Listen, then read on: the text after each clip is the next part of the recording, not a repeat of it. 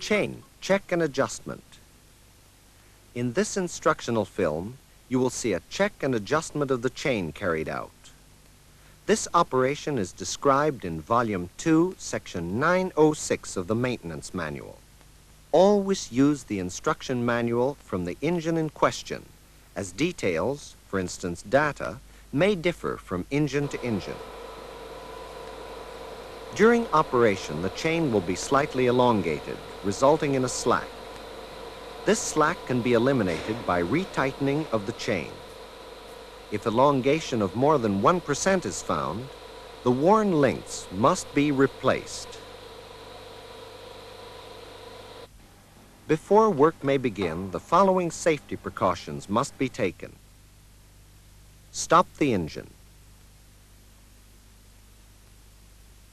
Close the starting air supply.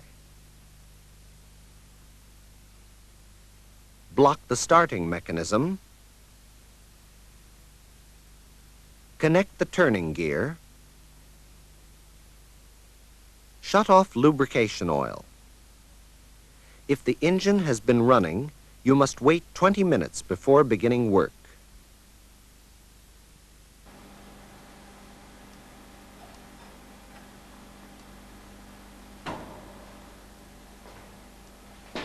Then open the crankcase cover on the chain housing and secure it with the pin.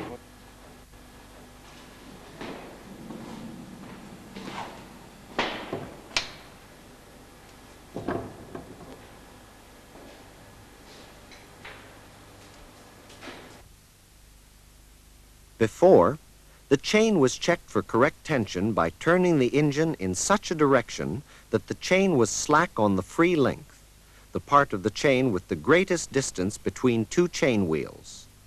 Tension was checked by pulling the chain to and fro by hand at the middle of the free length. Normally, the chain should in this way be able to be moved away from the guide bars, corresponding to the length of 1/2 or one chain link. Nowadays, however, we recommend that the chain be routinely adjusted at least every 4,000 hours. In the case of new chain installation, contact the supplier for detailed breaking-in instructions. The chain is adjusted in the following manner. Begin by turning the engine in such a direction that the chain is slack on the same side as the chain tightener wheel.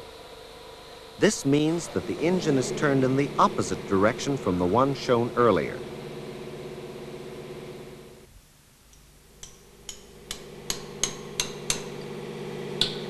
Bend out the locking discs on both the lock nuts on the chain tightener bolt.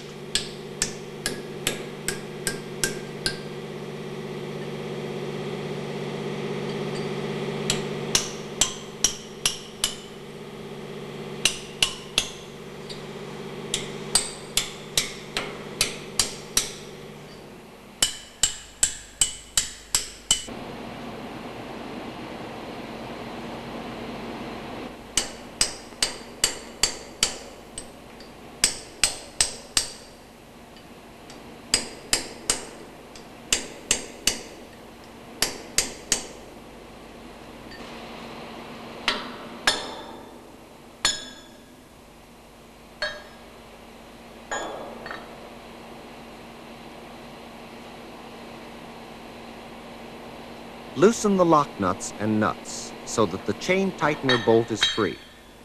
Begin with the lower nuts, and then loosen the upper nuts far enough to give sufficient clearance for the tightening.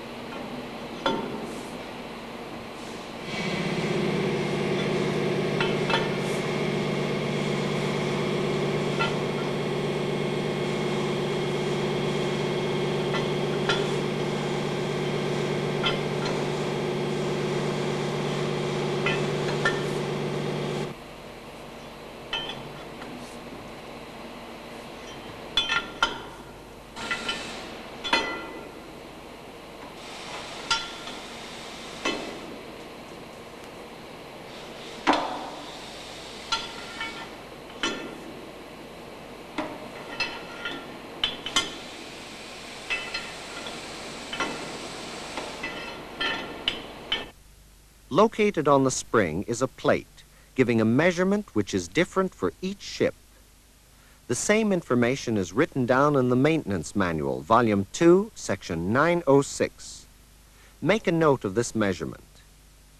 The plate on the engine in this film shows that the spring's free length as new was 188.5 millimeters, and when compressed it was 168 millimeters.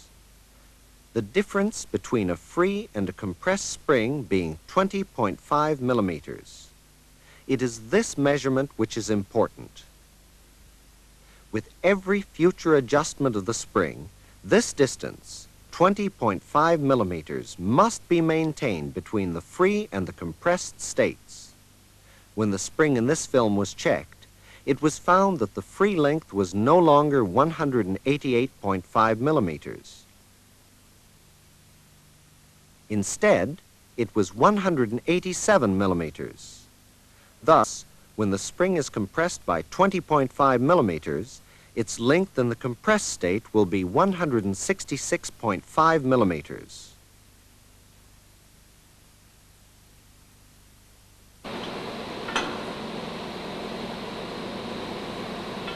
Tighten the lower nut until the spring has been compressed to the correct length, in this case, 166.5 millimeters.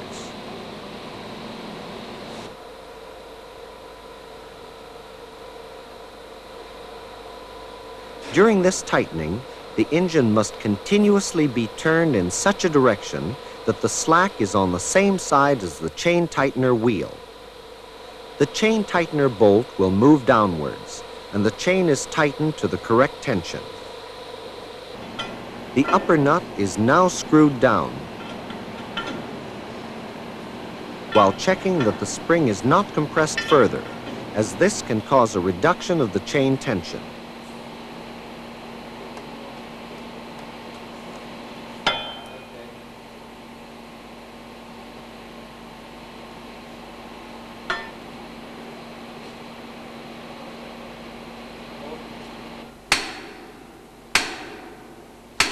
Tighten the upper lock nut and secure both nuts with the locking disc.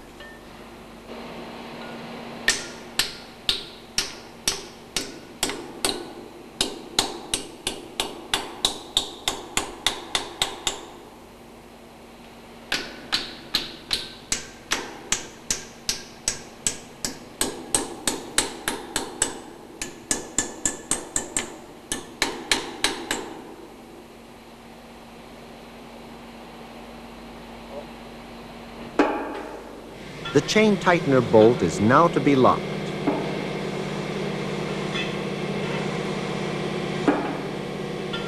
This is done by additional tightening of the lowermost nut until the thrust disc for the spring bears against the distance tube on the chain tightener bolt. This will cause the spring to be further compressed, but it will not affect the chain tension since the upper nuts have been locked into place. When the thrust disc is in place against the distance tube, the nut must be tightened additionally, as indicated in the instruction manual, section 906. For the K90 engine, the nut is turned approximately 40 degrees more. For each engine type, this distance may vary and must be checked with the instruction manual. Finally, in order to lock the chain tightener bolt, the lower lock nut is tightened and both nuts are secured with a locking disc.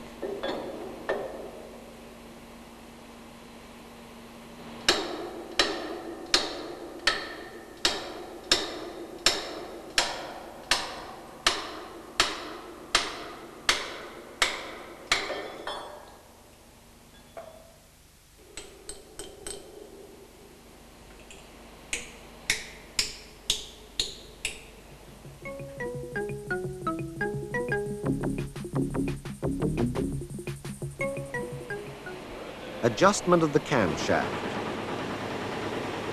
During running, the chain will be worn and elongated. This will cause the camshaft to move out of adjustment. Therefore, regular checks of camshaft adjustment are necessary. If the change in camshaft adjustment does not exceed 2 degrees, it can be compensated for by adjusting the fuel pumps. This operation is described in Volume 2, Section 909 of the Instruction Manual. However, if the change exceeds 2 degrees, the camshaft must be adjusted to ensure correct timing of the engine. The change is measured with the help of the pin gauge. On the K90 engine, 2 degrees is equal to 4.8 millimeters. Adjustment instructions can be found in Volume 2, Section 906. After camshaft adjustment, the engine's maximum and mean effective pressures should be checked. Again, for the safety of those working on the engine, the following procedure must be carried out. Stop the engine. Close the starting air supply. Block the starting mechanism. Connect the turning gear. Shut off lubrication oil.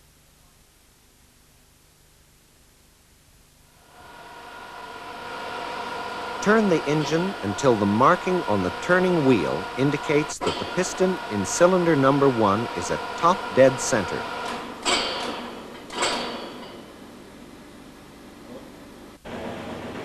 Unscrew the bolts and remove the protective guards above the coupling flanges nearest the chain transmission.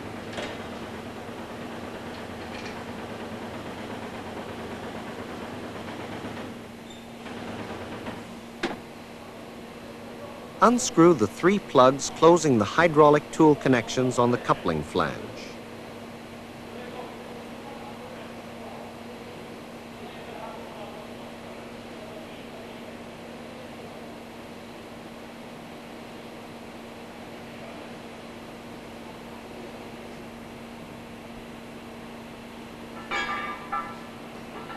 Mount the special tool for turning the camshaft and attach a block and tackle.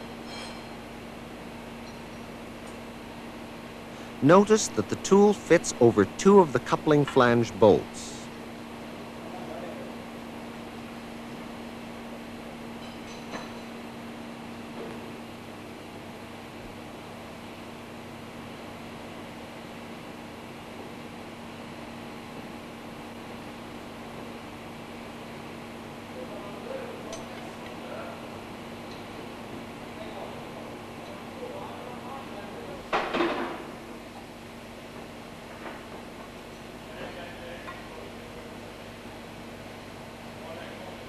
The hydraulic tool is now connected to the coupling flange nearest the chain transmission. Hydraulic oil can be led through channels to the joint between shaft and coupling flange, hereby releasing the connection. Apply pressure to the hydraulic tool until oil trickles out between the shaft and the flange. Oil pressure should be supplied during the complete adjustment.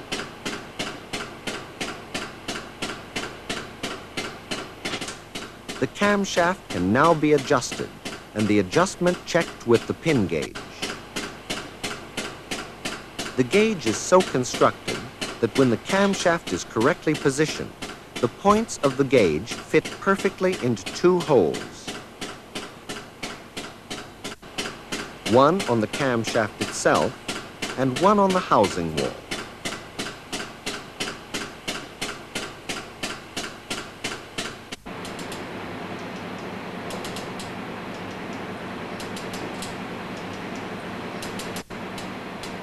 Using the block and tackle, the camshaft is turned until the gauge fits perfectly into the holes.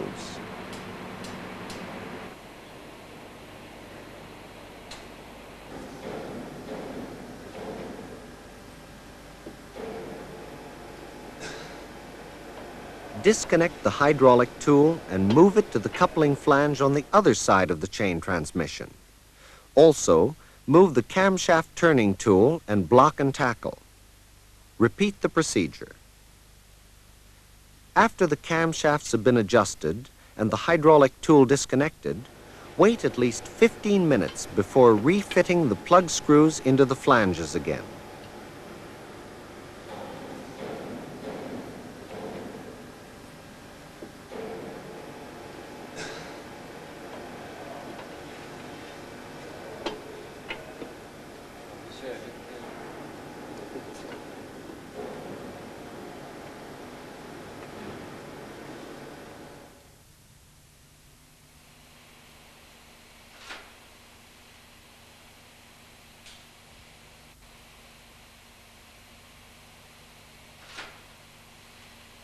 Remount the protective guards.